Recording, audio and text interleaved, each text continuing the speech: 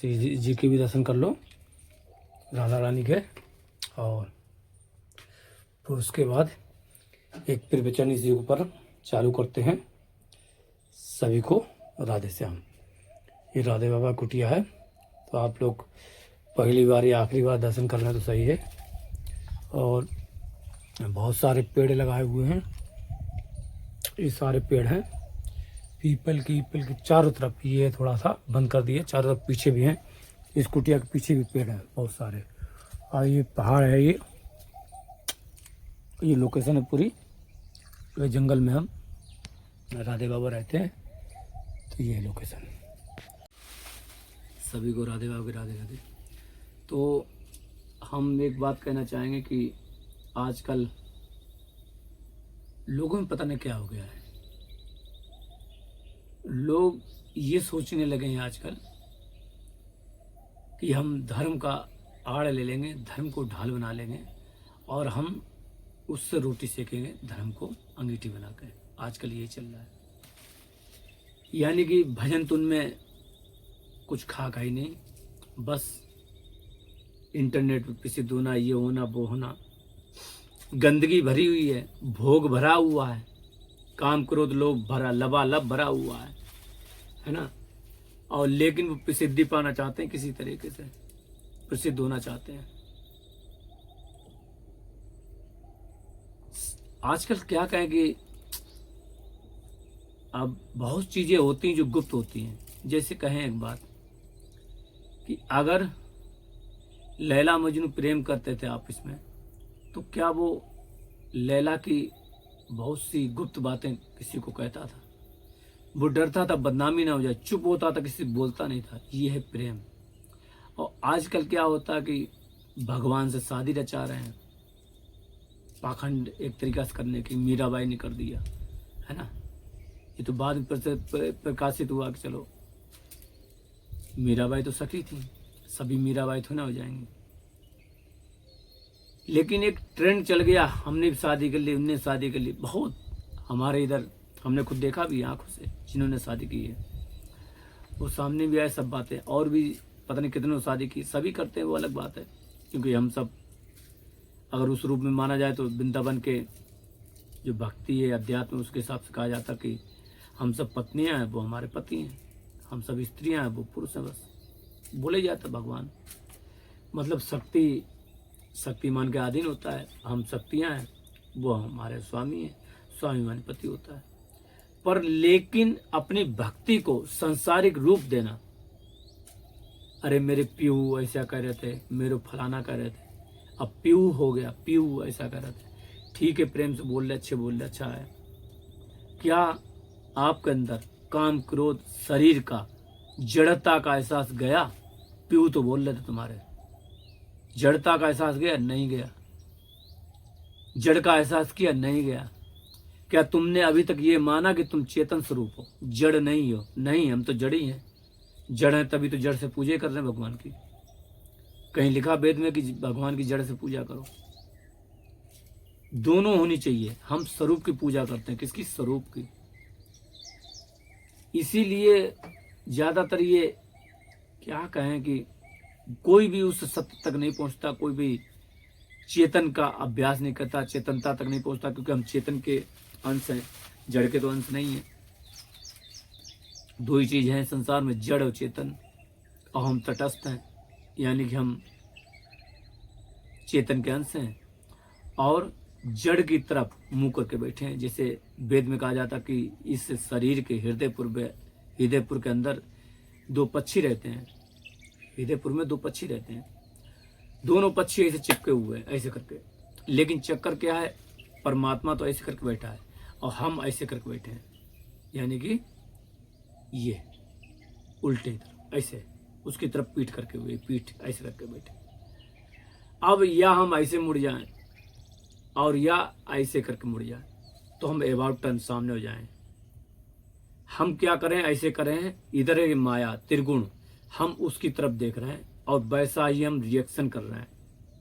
ये मन है, समझ में आया? प्रैक्टिकली ये चेतन परमात्मा हमारा, ये गोद में लेके बैठा है हमें, लेकिन हम देख रहे हैं कहाँ? उधर त्रिगुण की तरफ।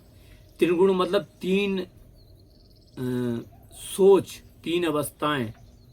त्रिगुण मतलब गुण मतलब अवस्थाएं, पदार्थ।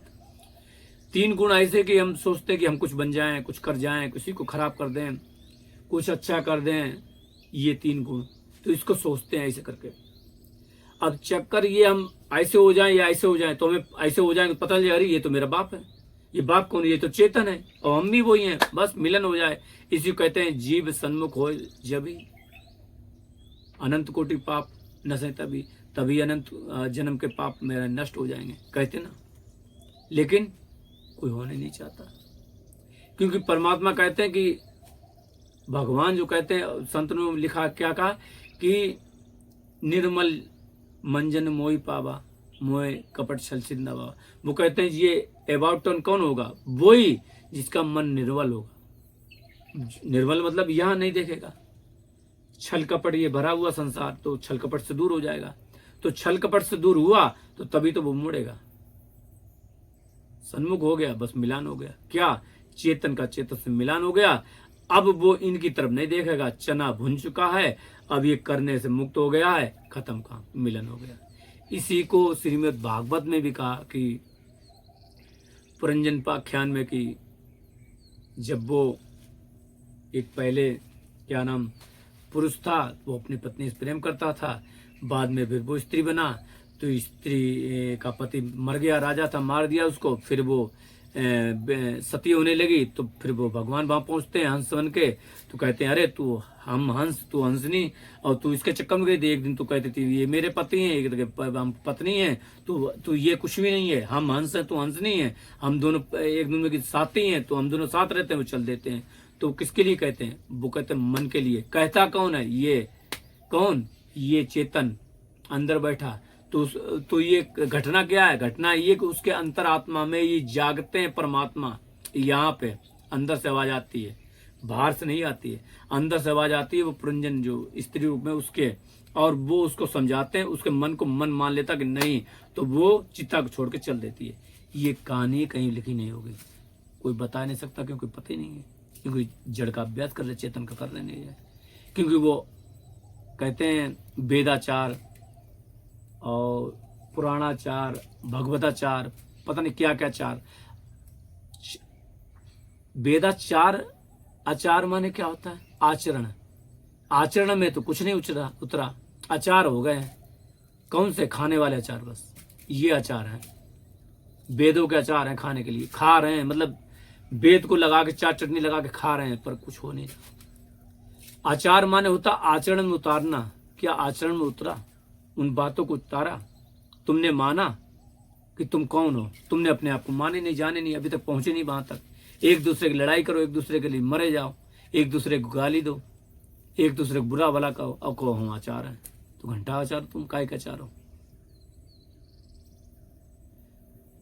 भाई? जो आचार होगा, वेदाचार होगा, भगवताचार होगा, वो तो इन जाति धर्म ऊंच नीच इस सबसे परे होगा, परे हो जाता अपने आप।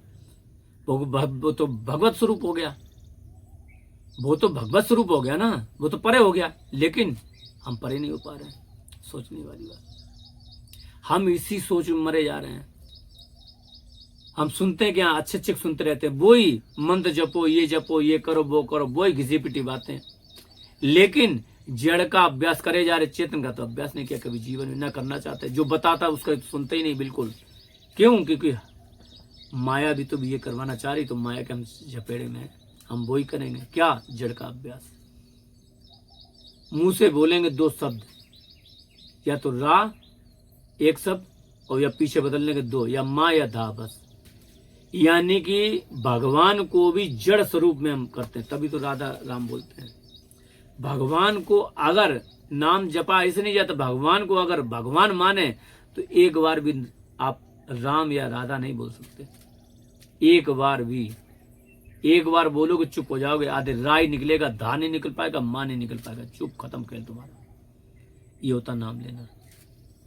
नाम लोगे तो सबसे पहले बोलोगे रा, ध्यान आ जाएगा, अरे वो तो सामने खड़े धनुष मारने लगे, अरे ये तो ये हनुमान जी, लीला चलने लगी, सब कुछ होने लगेगा, डूब जाओगे। क्योंकि नाम लेने का यही अर्थ है कि साक्षात भगवान सारी शक्ति के साथ उस नाम के अंदर विराजमान है।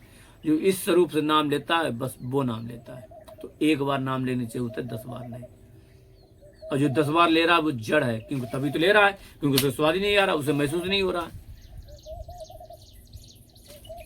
भाई अगर किसी के नाम ने 1,00,000 बार नाम लिया, अरे हम एक बार भी 2 बार बोल दें, नाम बोल दें, राधे बाबा, तुरंत कहेगा अरे राधे, हाँ हाँ हाँ।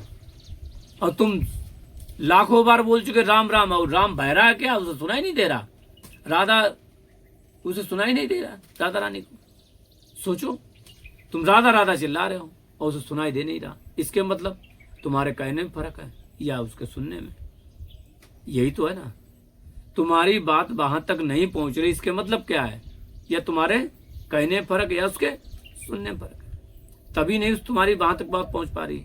ये तो मानते हो, तो इसके मतलब वो तो गलत हो नहीं सकते, तो तुम ही गलत हो। जाहिर सी बात बता दी कि कहाँ गलत हो। क्योंकि परमात्मा में पूरा विश्वास करना कि नाम नामी में कोई अंतर नहीं, तुमने माना नहीं माना, बस यही गलती है। नाम के अंदर नामी बैठा है सारी शक्तियों के साथ। ये सोचो, बार बार सोचो, बार बार सोचो, बार बार सोचो। नाम लेना नहीं, बार बार सोचते रहो, फिर कभी आए तब नाम पुकारो। ये सोच रहे हो, ये भी तो नाम ले ही रहे हो। ये याद कर रहे हो, वो बैठे हैं, वो बैठे हैं, वो बैठे हैं, वो बैठे हैं, वो बैठे हैं, राम बैठे, राम बैठे, राम बैठे। तो किसको सोच रहे हो? राम को। और साथ में क्या कर रहे हो राम के साथ में कि बैठे हैं? इसमें कौन बैठे हैं? राम। तो पूछोगे राम, राम सोचोगे ना, राम धनुष बाण पीताम्बर धारी, ये वो अजान बाहु बाहें उनकी, ये सब चीज सोचोगे ना, तो राम ही तो ना सोचोगे। उनके साथ हनुमान तो रहेंगे, अकेले तो रहेंगे नहीं, हनुमान जी साथ ही में आएंगे, सीता मैया साथ में आएंगी, वो तो पूरा दरबार आएगा, भरत भी आएंगे, लक्ष्मण आएंगे, शत्रुघ्न भी आएंगे, सब आएंगे, सब आएंगे। तो फिर तो तुम बात समझ में आई, तब जाके तुम कुछ कर ही नहीं पाओगे। तो गलती यहाँ होती है। तो मेन चीज है कि ये जो चीजें बताएं, अभ्यास करो, ठीक है, लेकिन ये अभ्यास करोगे, लेकिन सबसे पहले तो ये भी मानना है कि हम शरीर नहीं है, हम शरीर नहीं है, हम मन नहीं है, हम जड़ नहीं है, हम चेतन स्वरूप है, उस परमात्मा का अंश है। सभी लोग कह रहे हैं, रामचरितमानस कर रही, वेद कह रही, पुराण कह रहे, भागवत कह रही, संत जन कह रहे, राधे बाबा कह रहे, तो फिर मानना चाहिए बात को। तो यही हमारी गलती होती है, इसलिए हम उस सत्य तक नहीं पहुंच पाते हैं। तो आपको बताना था, समझो, सीखो, जो इच्छा करो, नहीं इच्छा कोई बात नहीं, कि हमारा बात है कहना, आपका काम है सुनना, मानना ना मानना आपके ऊपर है। लेकिन जब तक अभ्यास नहीं करोगे तब तक उस सत्य तक नहीं पहुंच सकते, क्योंकि जो सत्य है वो आपको जब भी प्राप्त होगा जब आप इस जो संसार आपने बटोर रखा है, पागलपंती बटोर रखी है, आडंबर बटोर रखा, पाखंड बटोर रखा, दम बटोर रखा है, चापलूसी बेईमानी जो आपने बटोर रखी है, मक्कारी बटोर रखी है, दम्भपना बटोर रखा है, धूर्तता तुमने बटोर रखी है, इन सबको छोड़ना होगा, सारी चीजों को छोड़ना होगा। जिस दिन छोड़ते जाओगे उस दिन वो उसके करीब पहुंचते जाओगे, उस दिन पहुंचोगे जब तुम छोड़ते जाओगे। अब छोड़ने का अभ्यास चालू कर दो, यही भजन है, छोड़ना ही भजन है, लिख लो, त्यागना ही भजन है। क्या? ये संसारी चीज जो बटोर रखी गंदगी, उसको त्यागना। जब पानी कहते हैं पानी ऊपर से आता है, वो उसमें कहा गया ढाबर पानी ऊपर से आया, चौपाई में याद नहीं आ रही, और बोलते नहीं तो हिंदी में समझाने, फिर चौपाई बोलेंगे, फिर हिंदी में समझाओ, क्योंकि हम लोग हिंदी हैं। तो हिंदी से जो ऊपर से बूंद पड़ती है, नीचे आती है, नीचे आती तो मिट्टी का साथ वो मिल जाती है, वो गंदी हो जाती है। मिट्टी माने माया, जल माने हम। लेकिन जब बूंद बूंद मिलती है, लोगों का संग मिलता है, और फिर वो सत्संग मिलता है, तो क्या करते हैं, तो बूंद इकट्ठी हो जाती है, फिर वो मिट्टी शांत हो जाती है, नीचे बैठ जाती है, फिर वो जल होता है, फिर वो निर्मल हो जाता है, सत्संग से मन निर्मल हो जाता है। ये चीजें, ये प्रक्रिया है शुद्ध करने की। तो जो मिट्टी मिली थी वो शांत हो गई, तो मिट्टी मिली शांत हो गई मतलब उसको छोड़ दिया, जल ने उसको ग्रहण करना छोड़ दिया, उस नीचे बैठ गई। तो ऐसे ही जब जो गंदगी मिली बचपन से, जो हमने पाखंड दम बटोरा है, बेईमानी झूठपन जो बटोरा है, मिथ्या हमने इकट्ठा किया, उन सबको छोड़ना ही भजन, उन सबको छोड़ना ही पड़ेगा। जिस दिन तुम छोड़ दोगे अपने आप ऑटोमेटिक स्वतः उस सत्य तक पहुंच जाओगे। लिखवा दो अपने आप स्वतः। ये मेरे भी वचन है, और कहो तो एक और बता दें प्रमाण के लिए, राम सुखदास जी महाराज नाम ही काफी है। उन्होंने अंतिम वचन थे, तो देख लेना चाहें कि तुम्हें कहीं किसी से भी कुछ भी पाने की जरूरत नहीं, कहीं जाने की जरूरत नहीं है।